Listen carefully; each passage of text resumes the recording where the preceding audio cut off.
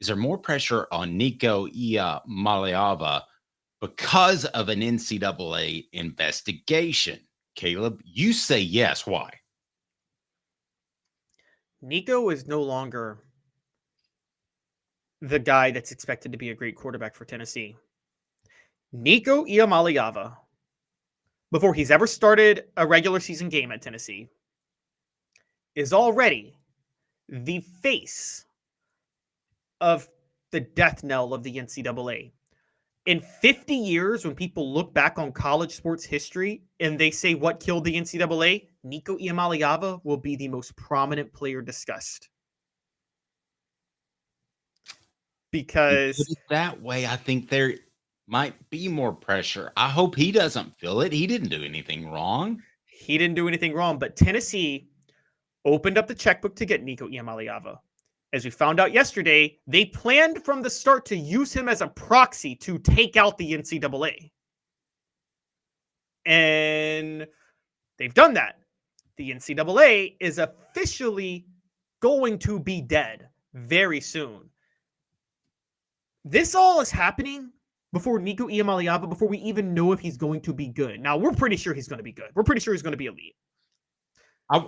Let me play devil's advocate in another way, if you don't mind. I don't think there can be any more pressure on Nico. I think it's reached the point where, short of if McGruber came to him and said, if you don't disarm this bomb with me, the world's going to explode. Remember McGruber from Saturday Night Live? McGruber.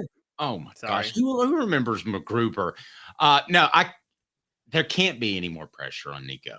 There just can't. And I want to get to how he'll handle it, but I just don't think there can be any more pressure. Oh, I'm sorry. I absolutely think there can. And because the pressure up to this point was just from Tennessee. Dave, the entire college sports stratosphere is now riding on Nico. Because, okay, who was the first player that became prominent for taking on the NCAA? It was Ed O'Bannon, right? Yes. He did it after he left UCLA, when he had led UCLA to a national championship and was an All-American and had his jersey retired. And when he didn't have anything on, he didn't have anything on the line, and he had time to burn as well. Yeah, because he probably blew all his money in the NBA, and he's like, I got to figure out. I mean, he probably played 2 years, so. You don't know that. Just played up the stereotype. They don't all blow their money. I'm joking. I'm kidding. But you're right. It was just random when he decided to go get money from this. I supported him, and I'm sure you did, too. I fully supported him doing what he did. He's sitting at home waiting for that $600 check that he gets from EA Sports. Like, oh, I'm having trouble making it to the end of the year. I've got to get that $600. Rent's due.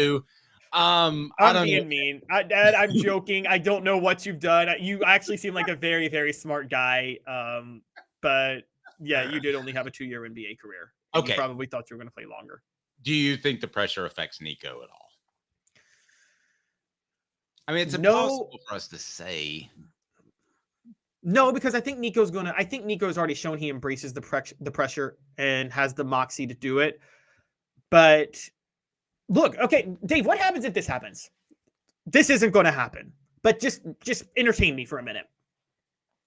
Nico Iamaleava is a total bust. Just a total bust, okay? Say that happens. That's crazy. I said entertain me for a second. Go ahead. Nico Iamaleava is a total bust. We all know there's already going to be a fight in Congress on what to do with NIL. How to play one more. We already know what. Sorry. The NCAA goes and testifies before Congress in like a year when there's a hearing on what to do with NIL legislation.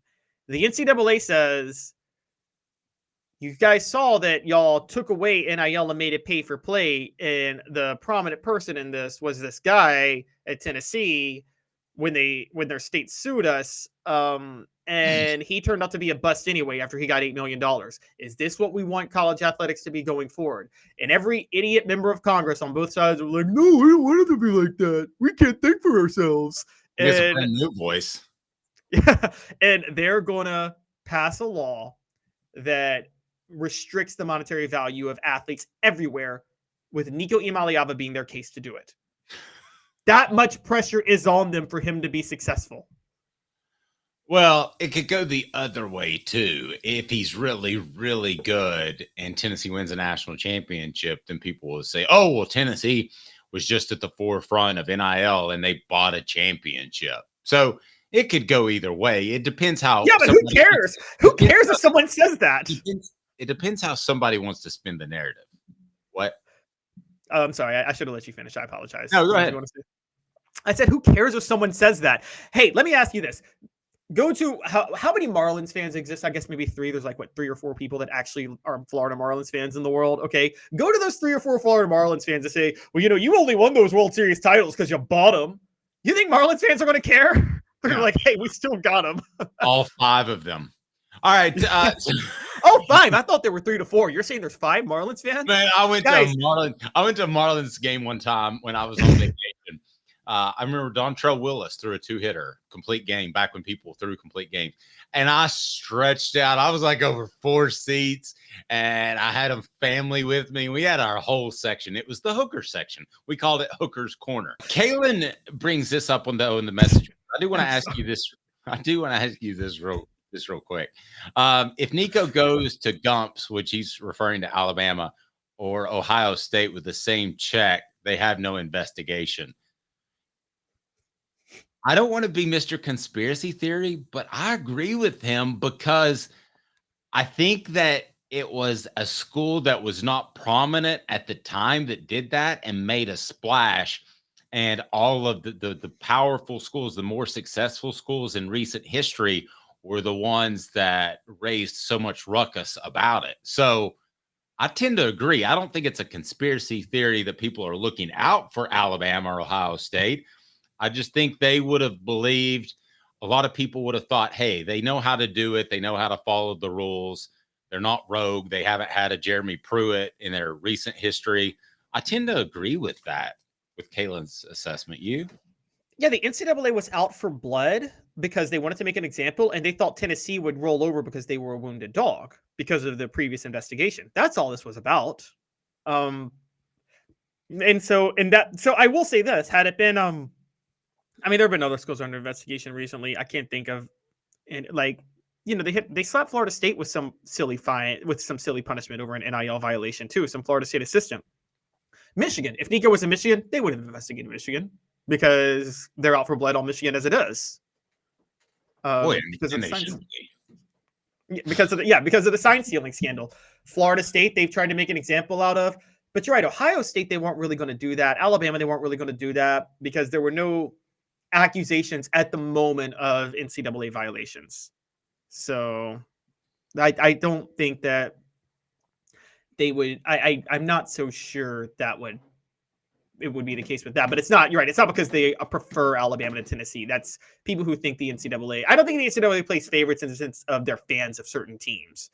I just think that, I just think that there is more politics involved. Okay, what do you think it's like in the NCAA office right now, on a day-to-day basis? Like you show up for work and you say, "Hi, Bob, how's it going?" By the way, are you the one that told me this, that the president of the NCAA he doesn't even work out of Indianapolis? He works remotely. I did not know that. He's the former governor of Massachusetts. I don't know if he works he could be your next door neighbor, but yeah. So what do you think the NCAA office is like right now after they've lost almost everything? Well, okay. I'm going to say this. Being in media, and Dave, you're in media too. We know a lot of people who work for big corporations, probably media corporations, that the writing's on the wall that those corporations are going under and that the layoffs are coming, right? Yes. And so I don't want to make light of this because, guys, there's a lot of day-to-day, just go to work, do your job for $60,000 a year people working at the NCAA at the lower level that are just going to work day-to-day and praying to God they don't get laid off tomorrow and have families to feed. And I appreciate you pointing that out because we don't want anybody to lose their job. But if it's a dude making $250,000 for the past 20 years and hasn't done anything productive, I don't really have a problem with it. No, I don't either. I don't either. As a matter of fact, if thing that frustrates me the most about corporations, and you know this, Dave, the middle managers who do nothing get their jobs protected when they're making 200 to 300,000, and the workers who do most of the producing that make 60,000, they're the ones who get fired first. But the middle managers who do nothing get to keep their jobs. So I'm totally with you on that. So I think regular workers at the NCAA, because when we say what's going on in the office, it's like it depends on who we're talking about. If it's the board members, here's what they're doing. They're on the phone with politicians every day, begging them to pass some sort of legislation to help keep them in power. That's what the board members are doing. They're hiring their lobbyists, and they're sitting in the room with their lobbyists, and they're saying, hey, go to Congress right now. We need something passed. And they're constantly figuring out how to do that. The day-to-day workers, they're just going in and doing their job. Then they're going to the local bar in Indianapolis down the road, and they're talking after work about how they're all about to get fired. And probably they're sending out resumes everywhere. And again, it's something that is like, you know, you feel bad for that. By the way, guys, I'm not attacking managers. Managers do great jobs, but there are in many places in media. No, they don't. Managers do good jobs a lot of times. Stop it, Dave. Managers do good work. There are a lot of managers who do great work, but there are certain managers. Journalism. Yes, not in journal. Okay. Because they're jealous. They're not going to the event. They're frustrated by reading copy all day long. No, mostly they're not. Right, Dave. We were talking specifically in journalism. And I feel like the NCAA is very similar, where middle management in the NCAA is probably the same thing. If you're a middle management at a corporation that makes a product, sells a product, and you know that is responsible for that stuff, you probably do valuable work. You obviously do valuable work. I hope you're right. So there were a lot of dudes walking around before Dave Hart came and cut people. They were, like I said, were walking around making $200,000 a year, and I didn't know what they did because they weren't. And guess what? But they weren't making a valuable product and selling it that you could track. They were just managing a valuable product. So I'm talking about if you were their manager at a corporation that makes a valuable product, sells that valuable product, you have a lot of value. But yes, you are right. In something like the NCAA or in certain fields, yes, the middle management can be a problem. And not that shouldn't exist, but there's too many positions a lot of times. And I think that's where the NCAA is right now. I do feel for the people at that office. I do. I think it's a tenuous time, but I think they are probably sending out resumes and looking everywhere. And the board members are probably just saying, we'll just cash out our whatever golden parachute that we made working here. We don't care about anybody else.